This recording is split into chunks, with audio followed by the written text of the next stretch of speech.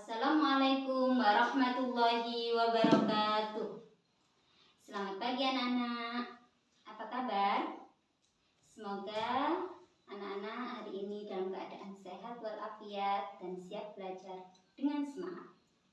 Oke, pada pertemuan kali ini kita pelajari mapel Al-Quran Hadis bab menyayangi anak yatim.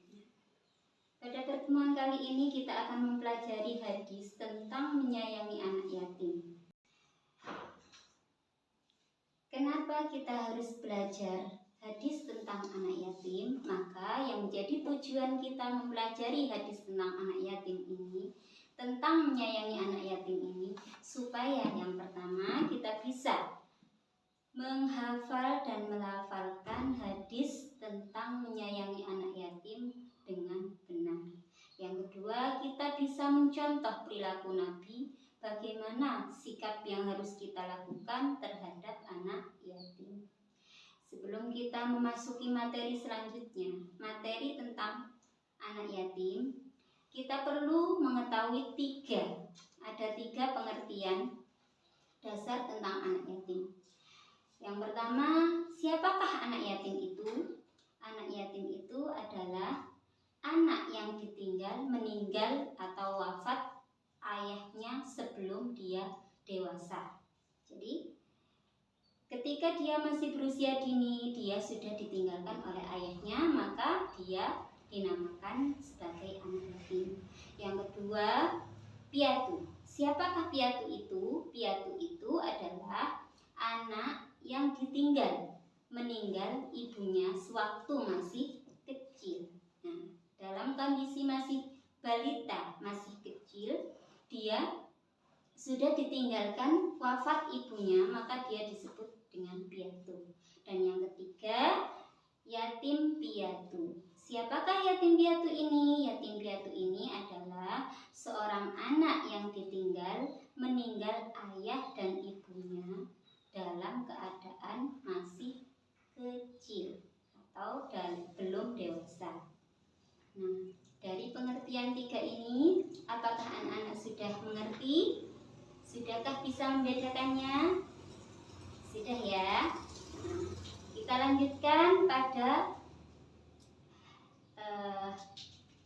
pemahaman hadis tentang anak yatim. Anak-anak tirukan Bu Umi ya.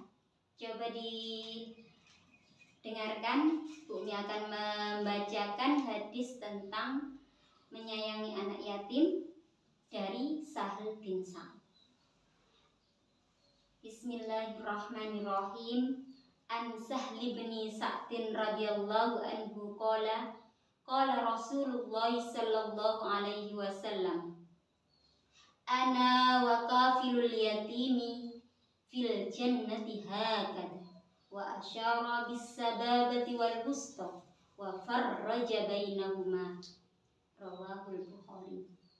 Yang artinya, dari Sahal bin Sa'ad berkata, Rasulullah sallallahu alaihi wasallam bersabda, saya dan orang yang mengurusi anak yatim di dalam jannah seperti ini. Beliau mengisyaratkan dengan jari telunjuk dan jari tengah. Kemudian beliau merenggangkan keduanya. Rawahul Bukhari. Nah, dari hadis ini bisa kita pahami bahwasanya betapa dekat posisi orang yang mau merawat, mengurusi, memelihara anak yatim dengan baik. Nah, dalam artian apa? Apa yang harus kita lakukan kepada anak yatim ini? Apa yang dimaksud memelihara? Bagaimana cara mengurusi anak yatim? Di sini ada 4 cara. Yang pertama, memberi bantuan, baik itu makan dan minum.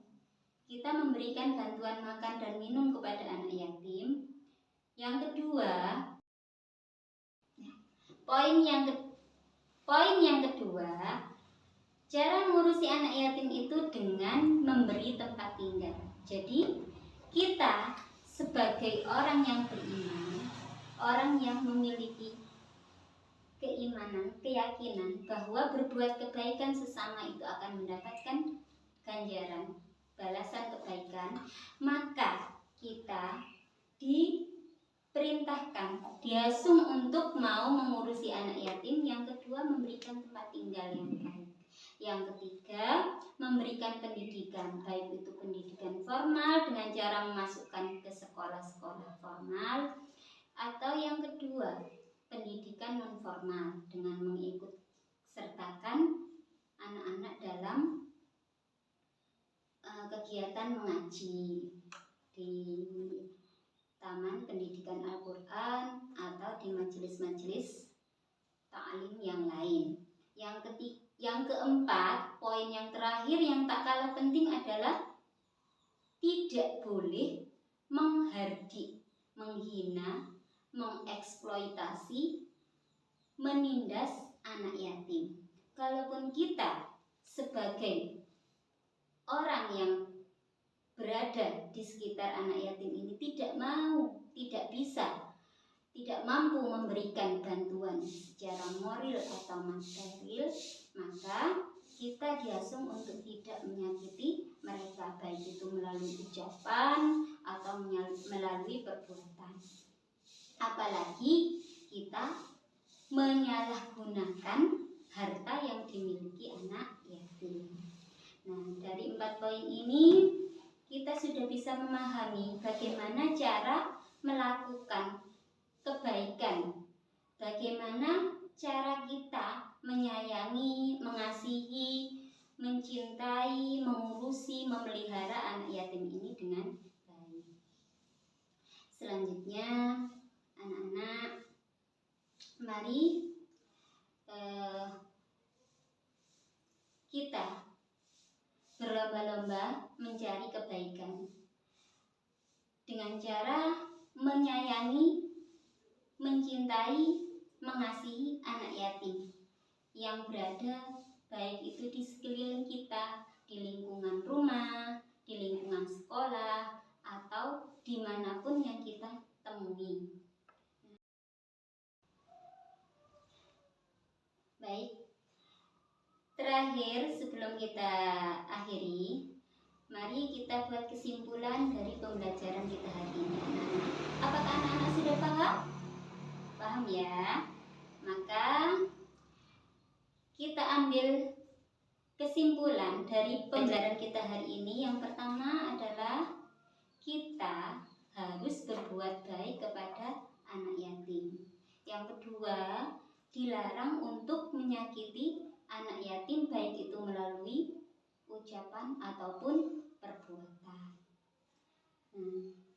Untuk terakhir, anak-anak, Umi akan memberikan tugas. Silakan dihafalkan hadis tentang menyayangi anak yatim. Umi kasih waktu 1 minggu ya. Silakan dikumpulkan ketika anak-anak sudah siap untuk menghafalkan hadisnya. Semangat belajar anak-anak semua. Cukup sekian pembelajaran kita hari ini. Semoga anak-anak tetap semangat, mudah memahami pelajaran yang kita pelajari, dan sampai berjumpa di pembelajaran selanjutnya. Terima kasih anak-anak. Assalamualaikum warahmatullahi wabarakatuh.